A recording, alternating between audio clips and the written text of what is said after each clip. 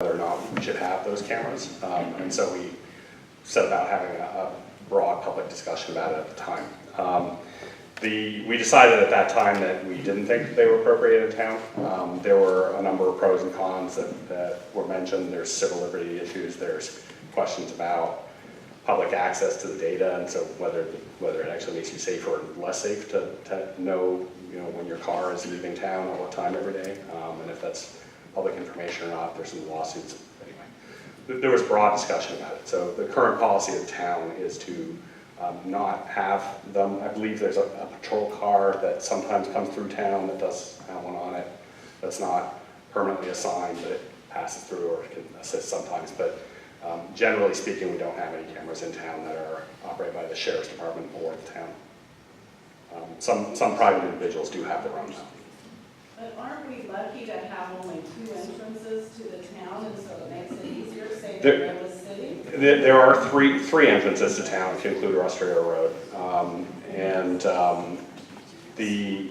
We could put a camera. What we discussed when we were talking about it last year is potentially putting a camera at each of those entrances.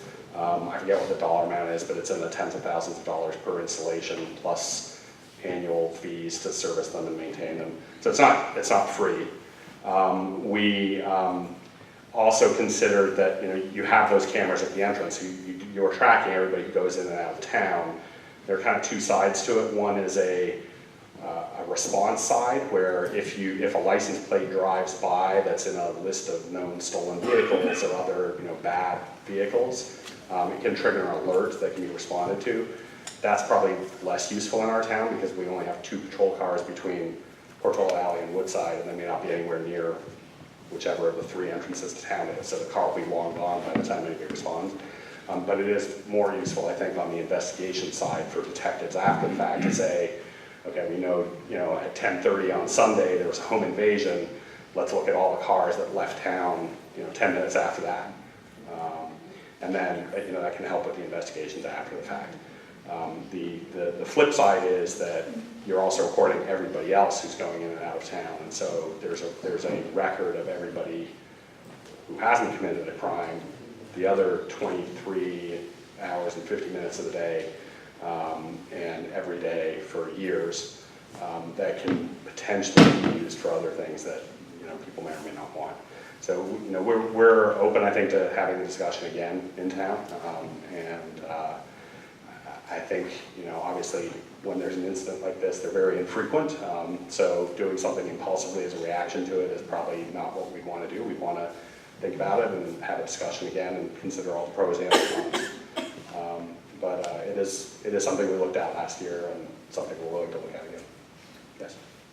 You mentioned, or somebody mentioned, that there are 2 patrol cars, and somebody else mentioned there was a contract that we would contract out. We have 2 patrol cars. What do we have before? Do we have 3 or 4, and then we contracted to only have 2 now?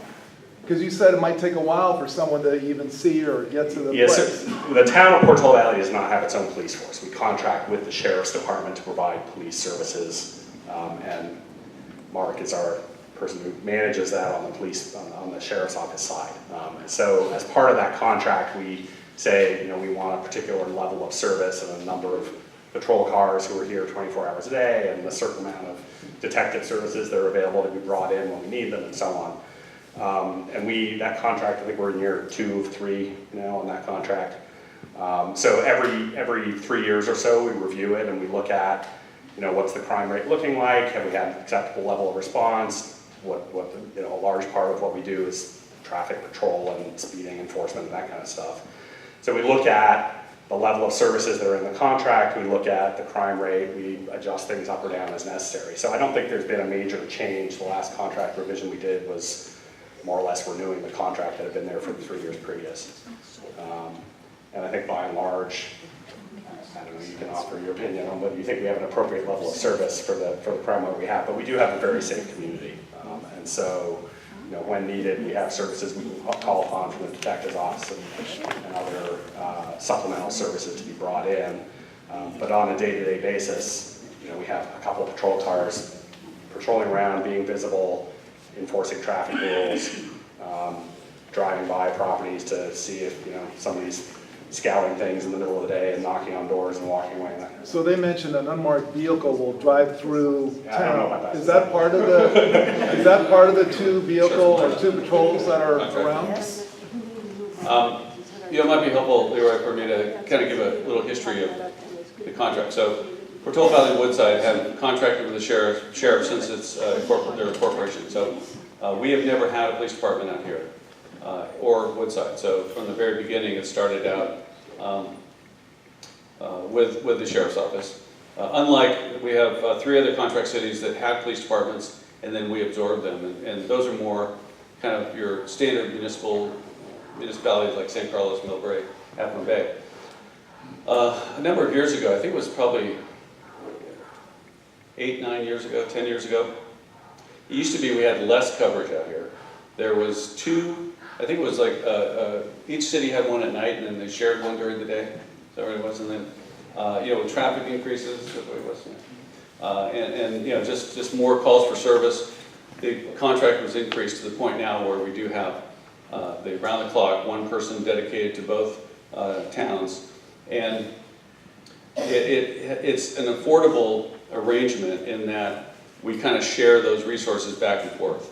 And what we do is we share them even more with the surrounding unincorporated areas, Vista, Los Trancos and Ladera and such. So, but the plus of that contract for the towns is how we provide the extra resources. So as Mark was talking about the unmarked cars that will come through, we have a kind of a crime suppression unit that can go to different hotspots. So when we do experience an uptick, like we did, I think it was last year, where we had a series of burglaries. And by the way, I'm not sure if we ever figured out, but a lot of times what happens is one gang or one crew of people will come and they'll hit all up and down the peninsula. I mean, they'll hit Hillsborough and San Mateo and Eichler Highlands and Woodside, Portola Valley, and they can just wreak havoc. I mean, they can do 30, 40 burglaries in a 2-week period.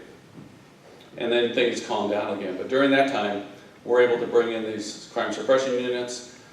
We were able to bring in some reserve deputies so that, and this is all at no extra cost to the town. So, and then when we have a major incident like this, we're able to put whatever resources that we need, to try to address it.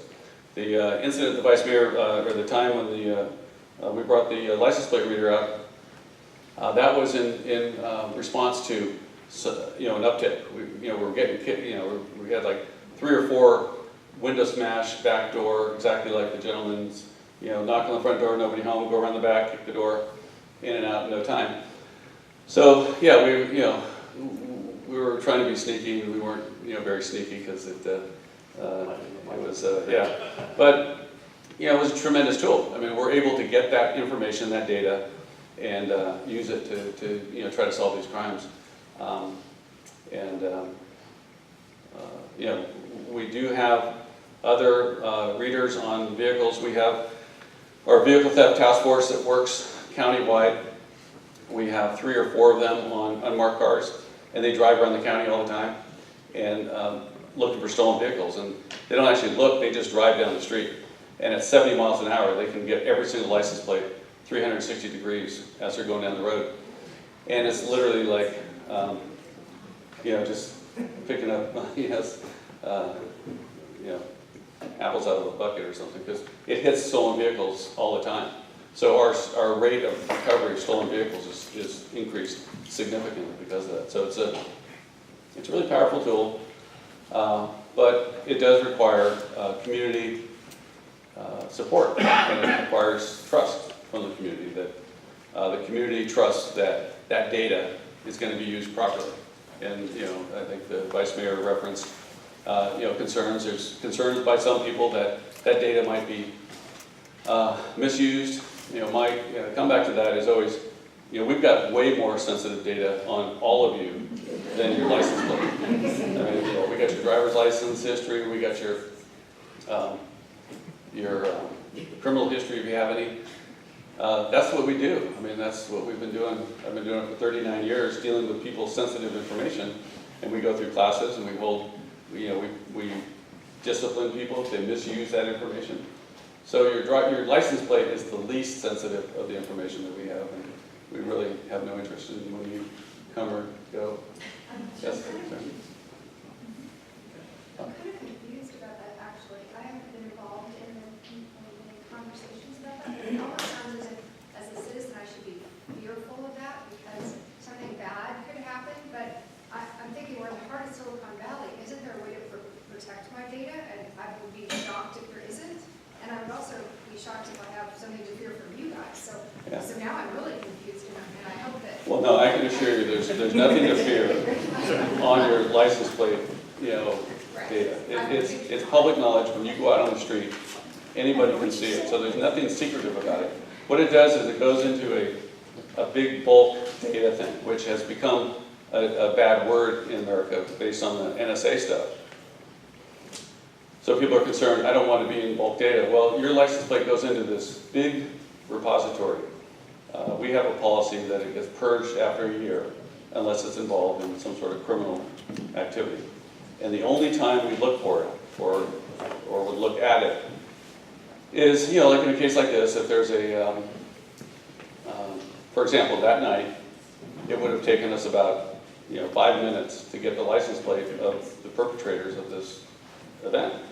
So I'm sure John and Nick would already have this thing solved if we had the license plate of the crime. So that's the plus side.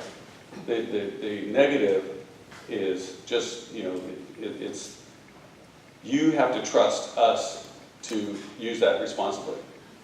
I can assure you we would use it responsibly, and I can assure you we have very strict guidelines and very harsh penalties for anybody that would misuse it. But that's me talking to a room full of people. There's other issues in society and the community that drive that discussion. So sure. So one of the issues that came up last year specifically, there were a couple lawsuits in California around because it's a public agency, it's collecting the data. It's not the fact that you drove your car out of town at 3:57 p.m. yesterday. That's the problem. The problem is that because it's a public agency, there were a number of lawsuits that were proceeding where it was not clear whether that database that Sheriff Munks was talking about was actually public data or not. And so whether anybody could just go make a request to get the data. And so even as many controls as the Sheriff's Department has, which I think everybody in this room probably trusts, the question was who else might get access to the data and what might they do with it? And if you're ex-spouse in an abusive relationship and your ex-partner decides to file a Freedom of Information request to get your license plate data for what your pattern of travel in and out of town, what time of day you leave and arrive. And there were questions like that at the time, because those lawsuits were pending, we just didn't know whether the data would be public or not. Has that been cleared up now? I think some of the appeals are still going, so it's more clear, but we don't really know is the answer. So it will shake out one way or the other. Obviously most judges who are elected tend to side with making the public safer. So it may shake out that the data isn't public and it is part of, there are certain exclusions to public information access laws, and those seem to be prevailing in court, but it's not completely clear yet. Sausalito, I think, Piedmont, Yeah, so there are a number of other communities who have put these in. Actually, a lot of them in the county, not just, so Sausalito only has, I think they only have one way in and out of town. So they have. That's Tiburon. Tiburon, yeah. So Tiburon has. One in and out, that was easy. Exactly. Piedmont has 11 or 13 or something. Piedmont is probably the best example. Piedmont put them in and they experienced, I think it was an 83% reduction in serious crime. Wow. Well, it was also just as we were coming out of recession, so crime was going down anyway, but it may have helped beyond that. So the license plate, definitely helps. Yeah. Macroeconomics. So is there a big notice that goes with that that says you're being tracked? No, How does? because then everybody knows it. So there are basically two ways. One is the response factor, that if a known stolen vehicle goes by or a patrol car drives by a parked stolen vehicle, you know right away. And so you can recover that stolen vehicle, or a lot of the time, if people are going to be committing a crime, they'll steal a license plate when on a car so that it's not their car that's going in. If somebody does happen to see the license plate pulling out of the burglary location, it's harder to tie back, although I'm sure these guys have Yeah, I mean, great ways of trying to do that. Piedmont, what happens, Piedmont has close proximity to Oakland. Yeah. And there's, they have significant crime problem. And once those things were put in place, the really prolific lawbreakers that were coming in were getting caught. So those people were taken out of circulation. The word got out really quickly that if you go into Piedmont and commit a burglary or home invasion or robbery, you're going to get caught. And so those people went somewhere else. Woodside. Yeah, so if you can get the patrol car there and intercept a known bad guy coming in, that's one way. And the second way is, what we're talking about potentially in this case, which is, that there was a crime committed during a certain window. You can go pull the logs and look at all the cars that went in and out during that time period, and then that helps with the investigation, catching the bad guys and locking them up, and then they don't commit more crimes. So those are the two main ways. Can the town write the rules so that you can write what you just said, which is the use of the data is only when there's a crime, and it can't be used for other things, or will it just be freedom of activity information? Well, that was the question that we were trying to figure out. So, we can work with the sheriff's department. They have a set of rules, and we could probably negotiate with them to say whether it's a year or 6 months or 2 weeks or 24-hour, whatever the retention period is. But the bigger question was whatever the rules are that are in place, whether they just be obviated by somebody filing a lawsuit and getting all the data and making it public. Yeah, okay. So maybe we should take that as one of the. Yeah. Maybe if there are other questions not about it. Sure. Yes, ma'am. Oh, okay. You reached the highest. Could you tell us how many total residential burglaries there were in Portola Valley in 2015? And how many total in 2016 so far? Sure. Excuse me. And is the rate of increase, if there's a rate of increase, greater than or less than the rate of increase in other parts of San Mateo? I want to get clarification of what Sal said earlier. That's the first part. Repeat the question, please. Because I want to know what the total number of burglaries in Portola Valley in 2015 was, the total number of residential burglaries. Now we're about halfway into 2016. What's the total number in 2016 of residential burglaries? Perhaps include 14, because Okay. there were a lot of 14. I brought 15 and 16, so Like, see me after, I can get you 14. And then I have a second question. Well, I'll answer the first and then I'll come right back to you. There were 9 burglaries in Portola Valley in 2015, and so far this year, there have been 3. Okay, so it's fewer. Second question is, you've told us a lot of things to do to prevent burglaries. I may have not been here yet when you might have mentioned, but what in particular can we do to avoid home invasion? Or is there nothing we can do because these are people who are targeted?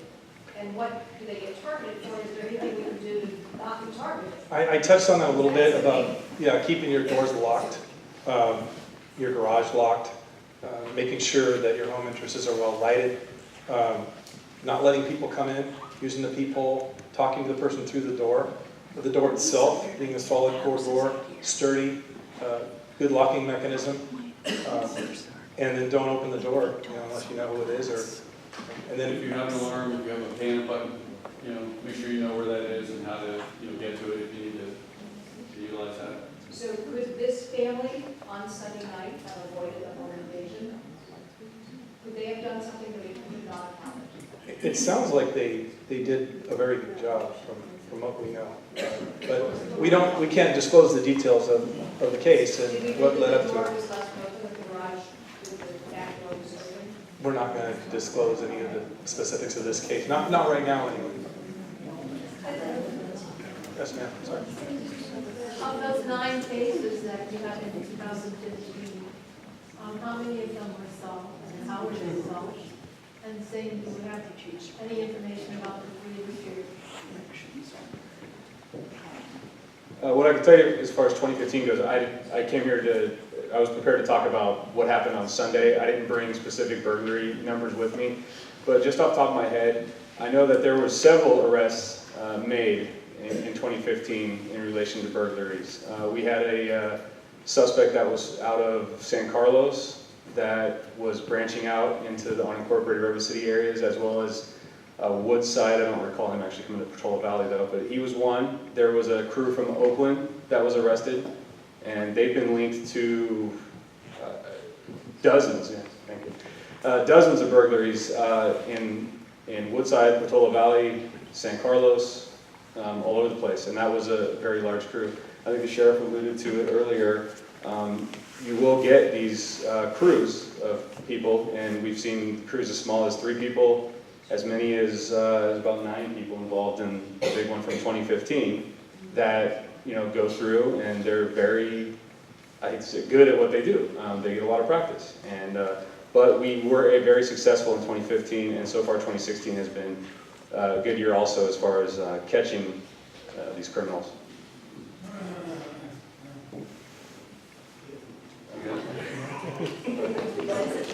Question about response times. I have heard that in some situations it's better to call in using a landline as opposed to a cell phone. And I wonder if anybody can comment on that. I think what you were referring Question, please remember that. Sorry. The question was response times. She was referring to response times. Is it better to call from a landline or a cell phone? Is that accurate?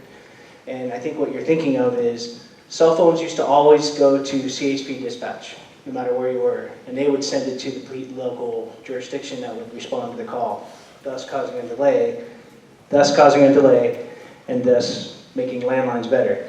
That's been rectified. Unless you're on the freeway now, a cell phone goes to the local jurisdiction instead of that extra step of going to CHP dispatch first and then being dispersed. So that's an old problem, and it was true, but it's not true anymore.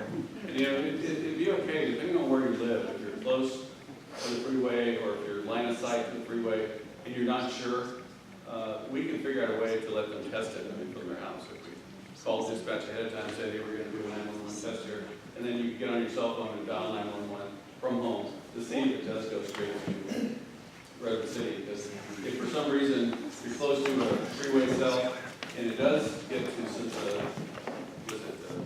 Solano or something. Yeah, it's like on the East Bay somewhere, CHP, and they send it. Then you are better off using the landline. For anybody that has a question about that, I would recommend just testing it and making sure that it. Then ma'am, our dispatch center has upgraded technologies, so if they know when you're calling from a cell phone, and they know when you're calling from a landline. When you're calling from a cell phone, they will always confirm. They will always ask you, okay, are you calling from this location? And they will repeat your address to confirm it with you. They will always do that to confirm. Okay? I have a question that when our commissioner in grade school, you provided with us with an alternative to dialing 911, which at that time was routed through Yeah, those are 363 or 4911 or something like that. yeah, 363 911 is Yeah. one. Is that the best one for us to use that we're in Portola Valley? Okay, so the question was non-emergency 911, or if you wanted to call, if the 911 wasn't your good option, was there another number? And he quoted a number 363-4911, which also contacts our dispatch. But I don't think there's any advantage to that other than. A lot of people are hesitant to use 911. We want you to use 911. If you are if you see something that's suspicious, if you see something out of the ordinary, a lot of times we'll hear from somebody, well, I didn't want to bother you, or I didn't want to, it wasn't an emergency, I didn't think it was an emergency. We'd rather you err on the side of, dialing 911. We'll come out and determine whether or not it's a legitimate emergency. But I can't tell you, so many times that people have said, well, I just didn't want to bother you.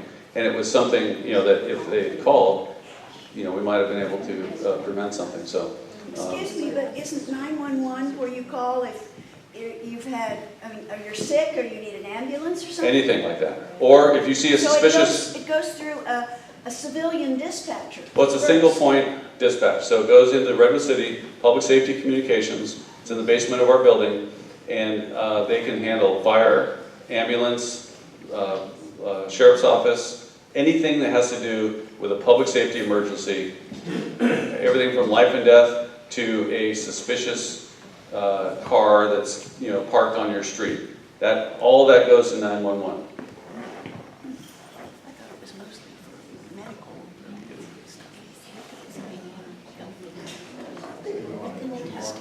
I think I better pick you. Suicide. I wanted to know, you guys said how these burglary groups, they go, from house to house in a week or two, whatever. These guys that did this, the three-armed or whatever armed robbers, are you expecting them to target another house? Is this sort of the, and when do you expect them to do that? Do they wait a few days? Or, I cannot answer that. I would expect that this is what they do, so they would probably do that again. As far as the time frame, I don't know. And as far as selecting this community, probably not. I would think it would be stupid if they selected this community, because we're all on the alert.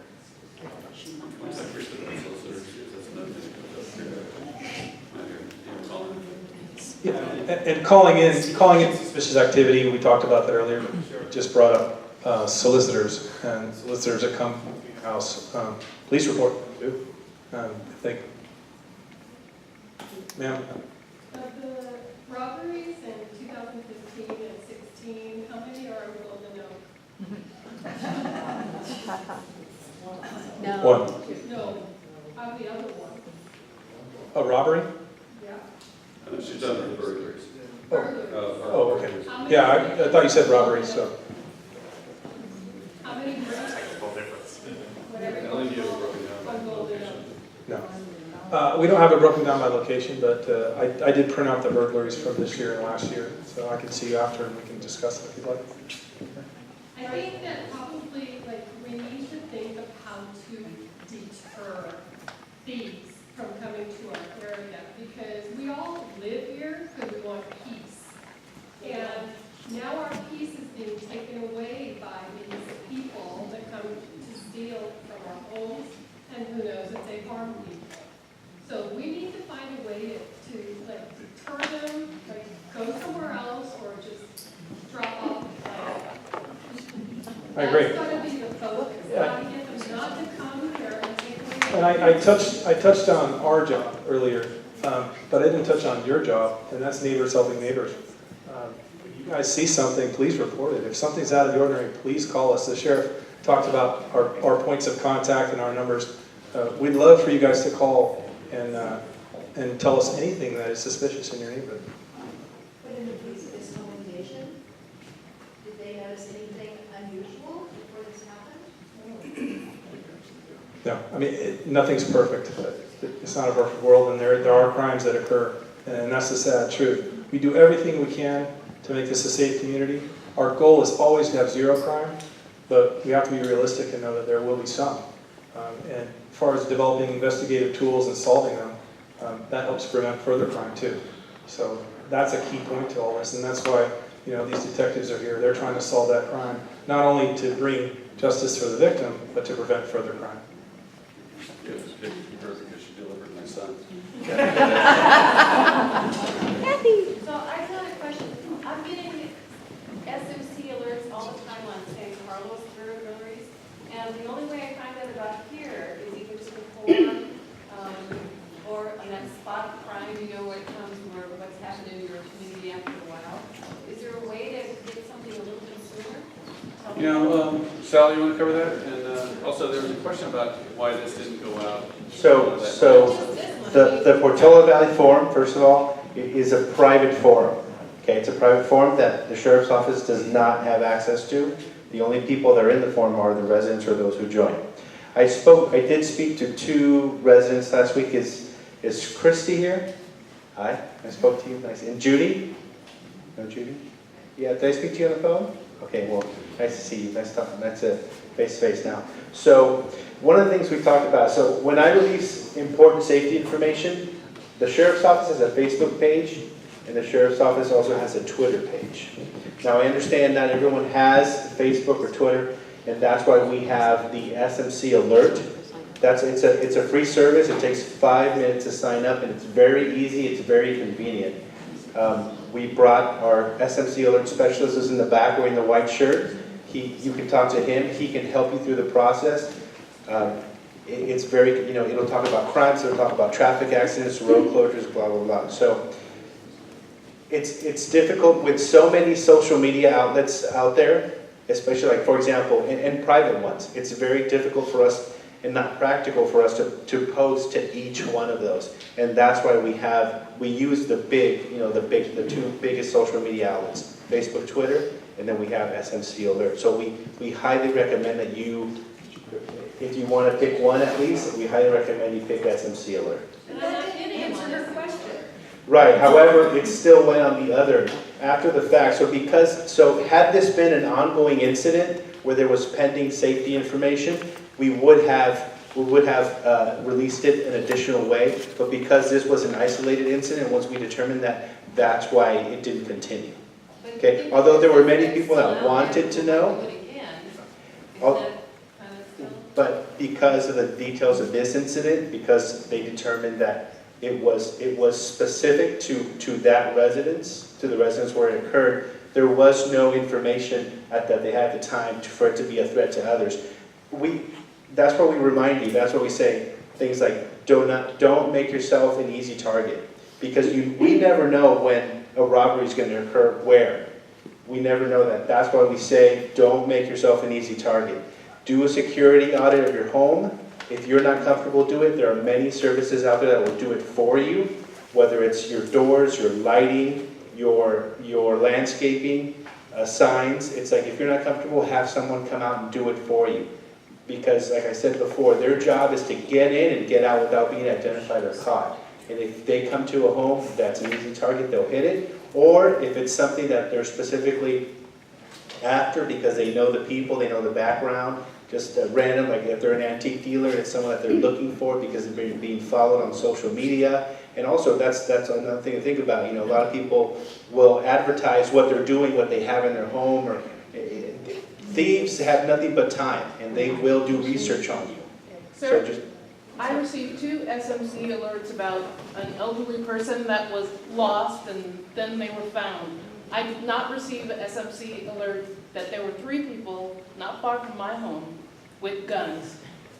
And that, I think, should have been an SMC alert. I completely understand Text, your concern. or I get the emails too. I We understand your concern. 911. That's a very valid question, and that's why we're going to look into it and hopefully get a response from you. And I'm going to kind of bring this to a close. I apologize, there's a lot of questions. We're going to be around afterwards, be happy to answer more questions one-on-one. The concern about SMC Alert is a legitimate one. We switched to a new system.